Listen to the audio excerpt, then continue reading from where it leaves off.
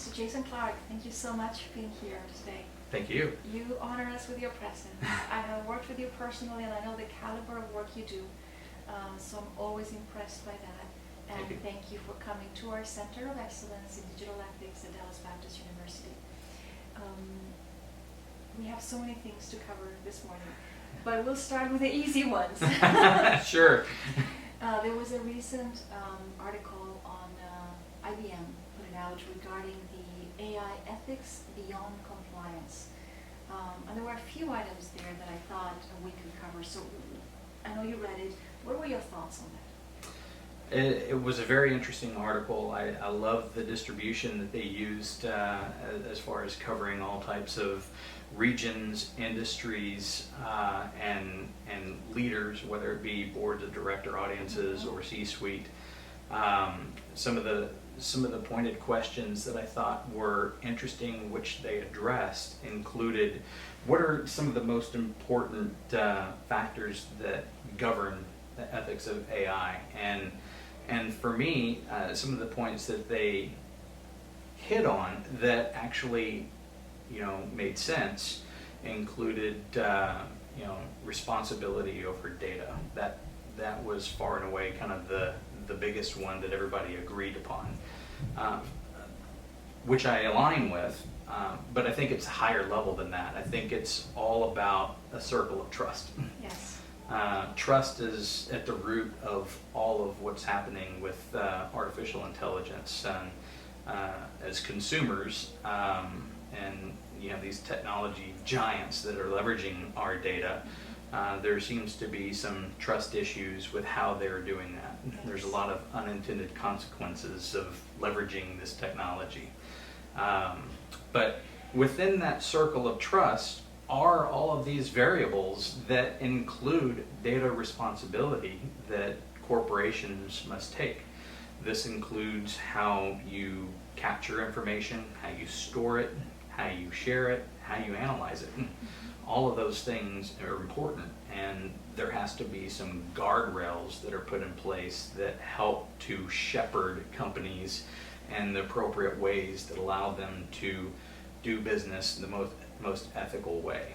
And also within that circle of trust, you have entities that are helping provide those guardrails, and that includes government intervention, and that's evidenced by what Europe has done with GDPR, and what other nations and states are beginning to do in like kind, riffing off of what they've created. But next to that is another part of what came out of their study, which I also align with, that includes the value proposition of the businesses that are in operation, that are leveraging AI to accelerate their outcomes. And to that end, there's kind of two schools of business. There's those that have a purpose and are purpose driven. Yes. And then there are those that are just, looking after their product and focusing on that. And sometimes innovation for the sake of innovation. Yes, and that's where things start to go sideways, Yes. because their value proposition doesn't include perhaps some of the integrity and the ethical things, or if it does, when you look at what their priority practices are, that's lower on the list than what, say, innovation is. So then you start to prioritize innovation over ethics and integrity, and although that's there, it's not at the forefront of their mind, so those companies result in more unintended consequences of their AI practices than what others may have if they were to focus and prioritize ethics above the innovation. And I think that those companies that have a purpose and are focused on adding value to the world in meaningful ways, safety and integrity come first. Yes. And adding that value to society and environments which we operate, that's where you see better applications of it than others who are more focused on the innovation side. Then you have kind of the other part that came out of the study that had to deal with the algorithmic ownership or responsibility. You know, oftentimes when there are unintended consequences of these applications of AI, the first questions they start to ask is, well, who built the Right. who built the algorithm? You know, what were they thinking? And taking ownership of that, who has ownership of that? It falls in line with the value proposition of the company itself. But you know, that's what I see is really some of the foundational elements that are within that full circle of trust that are key or critical to controlling to, you know, make sure that the ethical parts of AI are attended to. It starts with that data responsibility, making sure that there's policies, processes, procedures in place to help govern it. There are obviously external resources that are helping to shepherd that with legislation, and then it gets back to the value proposition and what the leadership, as including the boards of director audiences, are instilling in companies that make sure that we're doing this in the best possible way that we know that we can. Thank you. That was a wonderful way of articulating so many areas. It is interesting because I think that as much of a burden as there is in the designers of the algorithms within AI, innovation, etc., it is they don't always get the clearest instructions of how the use of that will be 2, 3, 4 years down the road. Also, the business may not understand necessarily that some design, some nuances of the design will actually open up vulnerabilities later on. Not security vulnerabilities, but just ethical vulnerabilities that maybe were not considered because they're not speaking the same language. So it leaves us back to the personal responsibility. We should all be concerned about that so that we're doing our due diligence. But I go back to the fact that it's not exactly fair, right? Because where is that bridge that allows to have an open, transparent conversation and both parties say, I see danger in these spots, we want to align it to our purpose, but how can we mitigate that risk? How do you see that resolved in part, at least? So I think that there are a number of things that folks can do in this space. You know, artificial intelligence and that realm is in the grand scheme of things is still new, right? Although it's accelerating at really fast, and we're as a society really, particularly in the United States, really wrapped up in progress and the art of the possible and being leaders in whatever our space is, if it's technology that. But there's a whole lot of ambiguity that is in this space as well. So how do you make good decisions? And it starts with any type of way of making a decision. It's arming yourself with information. Yes. And from more than one resource. Dare I say Google it? No. It's not just Googling Yes. it. Yes. That can be one of your avenues, but of course, but you need to arm yourself with information. And above all, you need to have a moral compass Yes. about what you're doing. Align it with the values of of your employer, and seek out information of others. There are, as we grow in this space, there are a lot of roles that are being created in organizations to help shepherd along technology and evangelism of artificial intelligence, and this includes, what many are calling ethicist roles within the company. Yes, I'm seeing them pop up more and more. Yes, and these are being embedded within human resource organizations and making sure that we're governing our data. They're being embedded within functional areas of the business to be stewards of data depending on who's owning what piece of information, because they are subject matter experts in their area. So who better than them to be able to influence the business on what the do's and don'ts are with respect to analyzing it.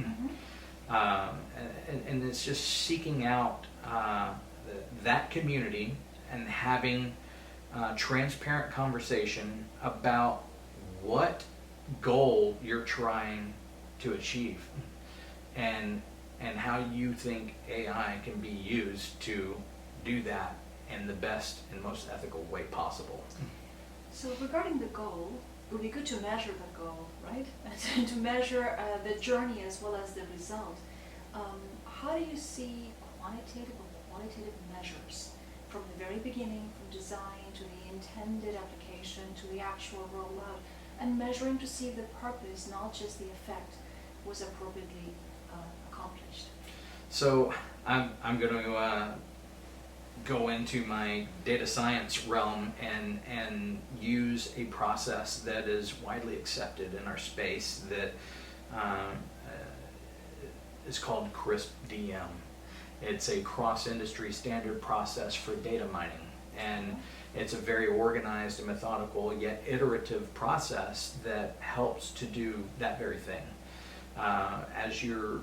The very first step of that is to gain business understanding and to ask those difficult questions that will help you to understand the very nature of the problem you're trying to solve and the best applications of artificial intelligence, if that's required, to apply to it. And then it goes into data understanding, data preparation, modeling, etc. But as you get through that process and you explore all the data that's tied to it, and the people, the technologies, and the algorithms that are embedded within the entire journey, you begin to see the good, the bad, and the ugly, and then you can begin to iterate to make sure that you're doing things in the most appropriate and best manner forward. How much patience does the business have along the way for that? That's a challenge. Businesses are oftentimes thirsting for that next advancement or solution or outcome or accelerating outcomes, and that's where AI offers that advantage in many cases. So it's a delicate dance. These things do take time to manifest themselves because it is an iterative process. But that being said, there's still gains to be made by leveraging that approach and employing it. Economy of trust, right? Let's get back to that. What happens in the data science community when we reference that moral compass, and we'll get to that a little bit towards the end of our session, but what happens when we can't reconcile those things? We have a global team, and we are following the CRISP-DM, we are following other practices that are good, but we hit a bit of a roadblock. I think that you really have to then turn back to your value proposition and make sure that you make those tough decisions, good or bad, to ensure you're not creating unintended consequences of your actions. Sometimes you got to make those tough calls that you just can't move forward down this path because of X, Y, or Z.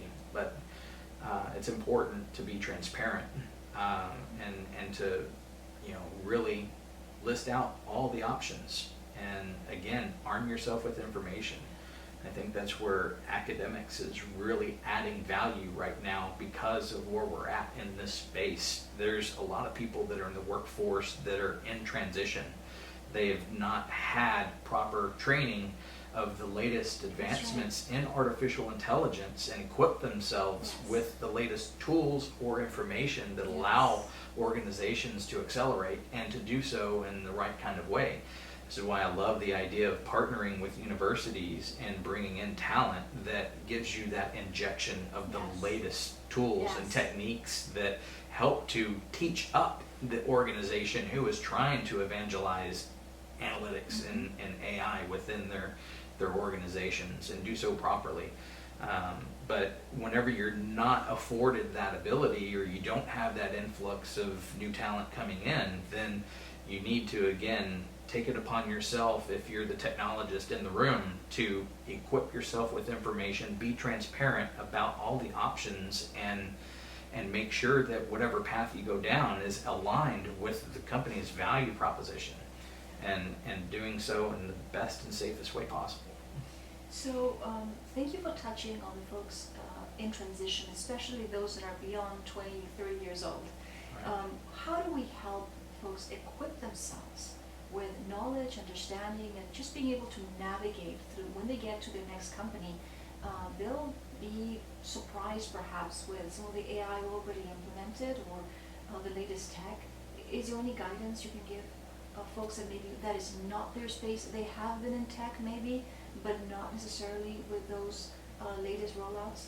Sure, there are tons of communities that are out there, and there are tons of resources that are available to people to tap into, and it really just starts with being proactive, having that thirst for learning, and most technologists that are operating within companies have that naturally.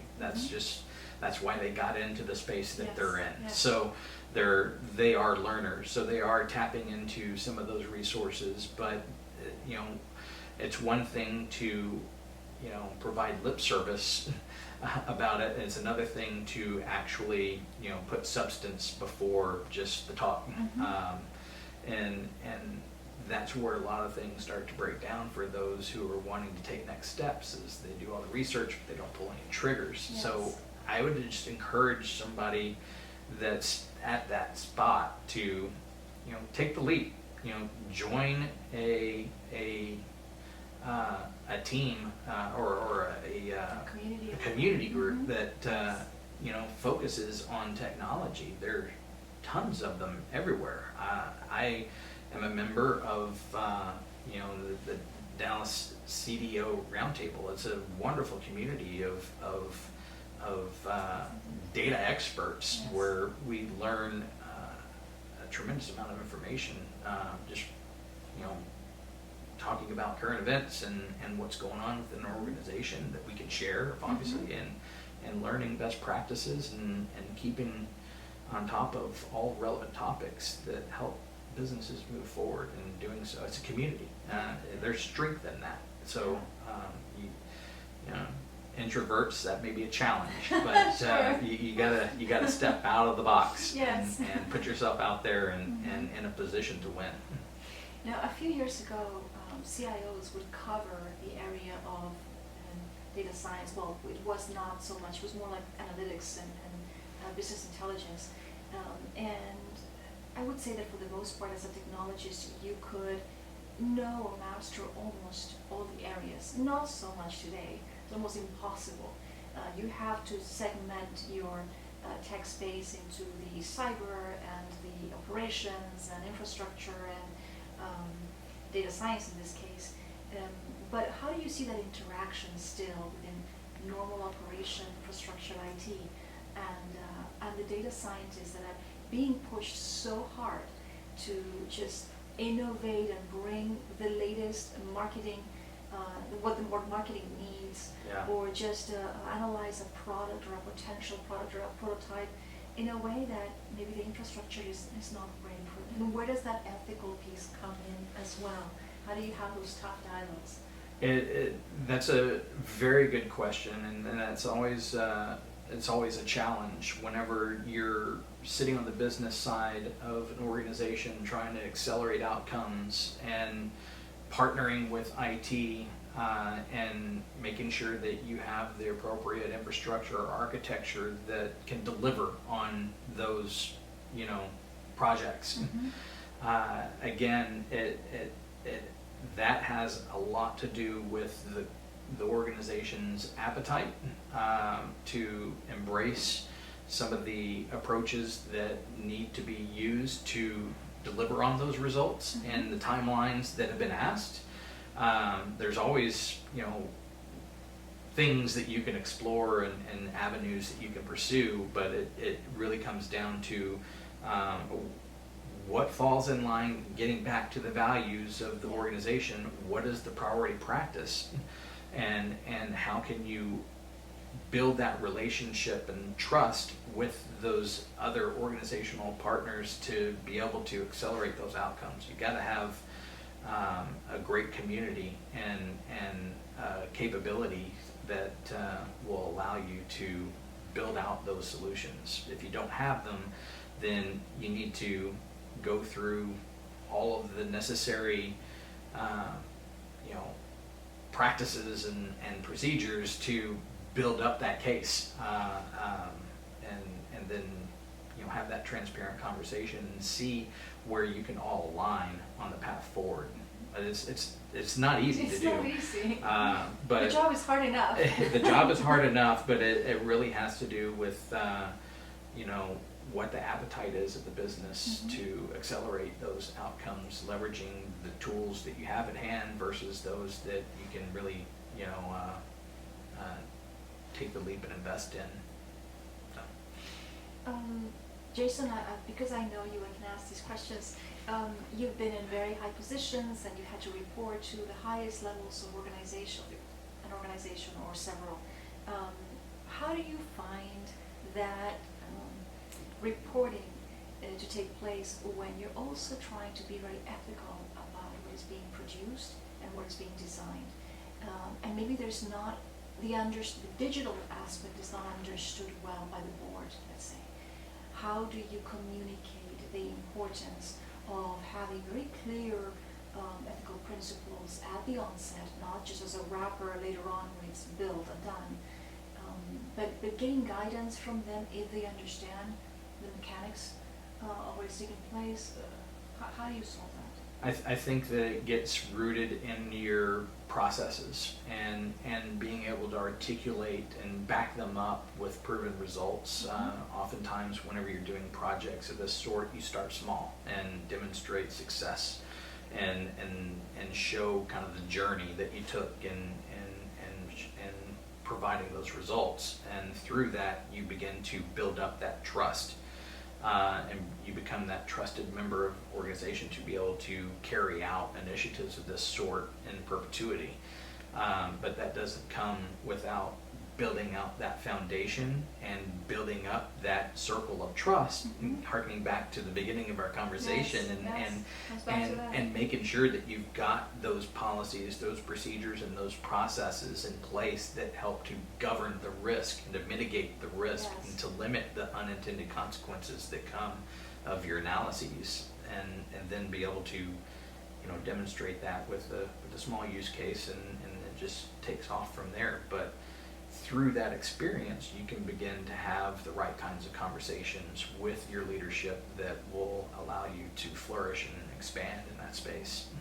So, in theory, good friends of data scientists ought to be, from an ethical perspective, either compliance or enterprise risk management, or wherever that department, however it is established in an organization. But it doesn't always happen that way, right? You don't find necessarily that they're sitting down having lunch and talking about how can we incorporate these policies and procedures into what we're designing. And maybe in the future it will happen, but they do seem to be separate camps right now. Is there any advice that you would give to your peers on how to approach an enterprise risk management or however it is called in the company? It could be just falling under compliance or under legal. I think this really revolves around your ability to build relationships and to impart your knowledge in ways that are not being construed as off-putting. Yes. Because people are creatures of habit, and transformation is difficult and can't be done without a lot of change management and health management of that change. So you've got to have the wherewithal to be able to communicate with those parties that you want to impress upon, to evangelize this space in ways that are healthy and transparent, that reveal the value, but also give light to the challenges that come with it. They're healthy ones with respect to artificial intelligence. It is where we're going. It's really just a function of how can we get our hands around it as a society, it really requires kind of a unified approach. Mm-hmm. And when you look at it from a corporate level, that doesn't mean just IT or just the technical side of the business leads it. Everybody's got to get on board, and everybody has to have an appreciation and an understanding of what it can do for you, as well as what it can do to you. Yes. And that's where you get into that circle of trust, and you have to have all those conversations. And for those companies that are in transition, that can be very difficult and challenging. But it really requires that person that's capable of building relationships, is very trustworthy, and is armed and equipped with information that can have those meaningful and productive conversations that can help to influence. And a lot of the profile of the data scientists that I know, going back to being a bit of an introvert, they're not folks that really go out and build these strong relationships in person or right now maybe remotely. That's a difficult step for them. It is. So if they want to be ethically sound in their practices, here's another thing that they've got to do, and make it part of their daily habit to build relationships for the sake of establishing that ethical path. So we're burdening them with even more, but I love the way that you're articulating it, and it just has to be done. You happen to be the one molding the tool, and you have eyes on it, but others don't. And at the moment, it happens to fall in that corner. Not fair, but but it falls in that corner. It's a healthy challenge. It is a healthy challenge, yes. We have, at DBU, we have a lot of students very dedicated to data science and AI. We're running, in fact, a course on AI at boot camp in the next few weeks. What would you say, from your experience, seasoned person, for the upcoming folks, the folks that are starting their careers in data science and AI, what would you have them think of, 3 things that maybe they did not teach you and you wish somebody had, or just some lessons learned? Well, certainly being able to, articulate your results to audiences who may not be very tech savvy. That is one thing that you have to really hone your craft on, and that's not easy to do. No. Particularly when you're rooted in algorithms and mathematics and computer science kind of vocabularies. A lot of that does not translate. Being able to visualize your results, if you are not equipped with that type of skill, then I would recommend that as well. Being creative is key. That's hard. You're asking for a whole lot. Tapping into your creative side is can be challenging as well, because there's so many different ways to approach a problem. Mm-hmm.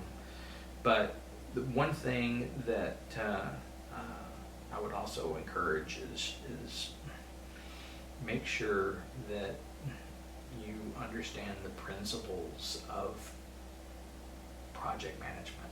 Yes, my goodness. They're They're so crucial. You get so into the weeds with the methodology of employing like the CRISP DM process, Mm-hmm. but there's a project management component that goes into every one of your particular initiatives that need to be minded and looked after, and that's really looking at the triple constraint. That's not in the curriculum of data science. That's right. But that is critical and key to any type of initiative that you're doing for a manager that's looking for results, and that's managing the triple constraint. That's managing people, time, and the money. That's right. And those are critical factors that are not necessarily rooted in data science or Yes. AI curriculum, that are important to glean and to take away and apply as you're working towards your solutions. And I think it pays still to look at waterfall every now and then to make sure that those principles are honored. Yes. Because if you get too much into the agile, you may lose some of the great governance that happens to take place at the waterfall level. Yes, the latest team that I looked after, we laughed because we thought that it would make for a great white paper, because for every team, it's going to be different. It gets back to what the value proposition and the pulse is of the organization you're working for, as to what, you know, operating model is going to work best for you.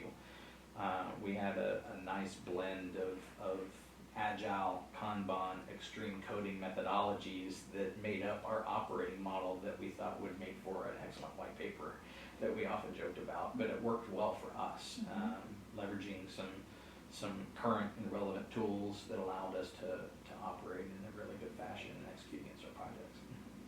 Excellent. You've developed a lot of relationships over the years, and you're very well known in the industry, and I have personally witnessed how you have galvanized various parties from different parts of an organization and got them to, and you stayed very positive along the way, and got them to interact and push in the same direction, so that's no small feat.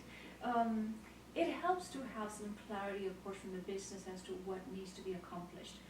What would you say in a potential scenario where there is no such clarity, and you have a collision in a global team, let's say, of those values and how things get designed? Or maybe the folks are new, getting into the organization, they don't have the relationships yet. What would you say would be good steps to get them all around that moral compass? First, you have to have an awareness of your weaknesses and call it to the carpet that, yeah, we don't have good processes in place. We don't really have the wherewithal to do this in the best way that we want to. Having that self-awareness is first key, and taking ownership of what you want to do to build up a capability, and then going through the steps of what the right kind of process is. It's almost like developing a business process architecture, or that type of approach to establishing that capability and being able to execute against it. But that's a journey that requires buy-in from your stakeholders. Yes. And that's something that is also part of that self-awareness path of, I know that we need to do this, but if we build it, they will come kind of thing. But that comes with a lot of relationships, conversations, presentations,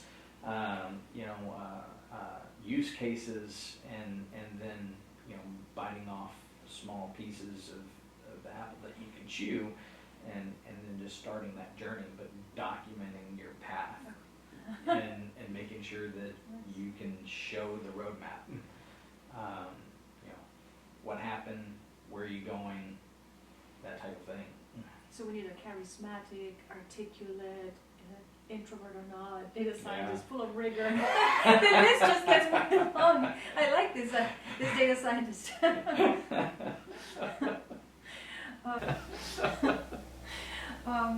Any last words for our students or for our peers in the industry that are listening to you today, that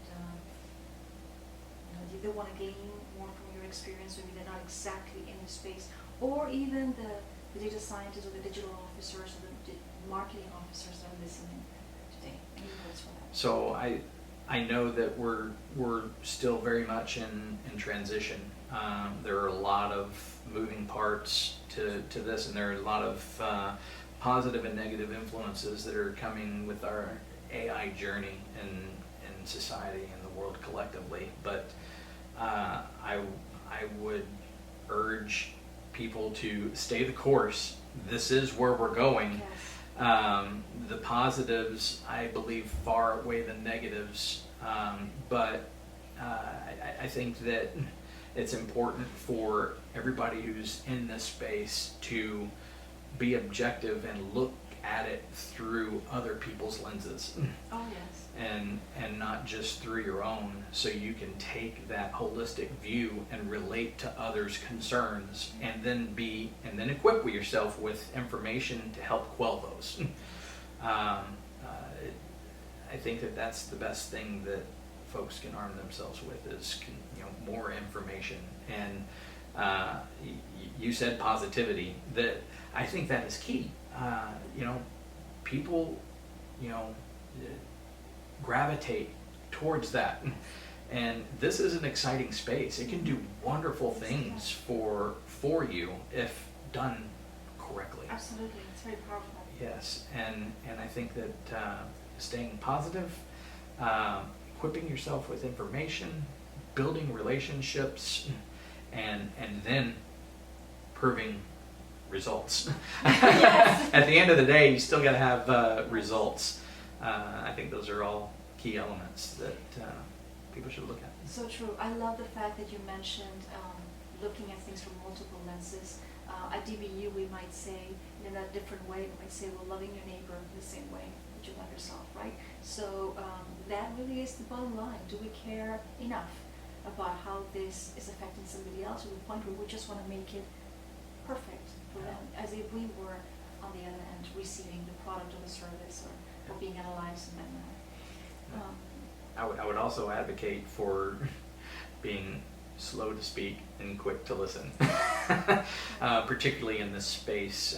It's you can overcome yourself with excitement, saying, "Oh, we can do this, and we can solution this way, and if we just do that."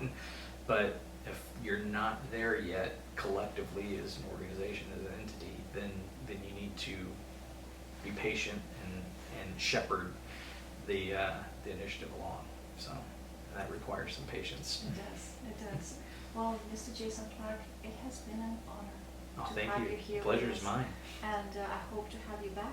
Yes. But for our peers or students out there, if you want to get a hold of Jason Clark, you find him in LinkedIn, and he is a wealth of information and talent. Thank you so much for being here. Thank you.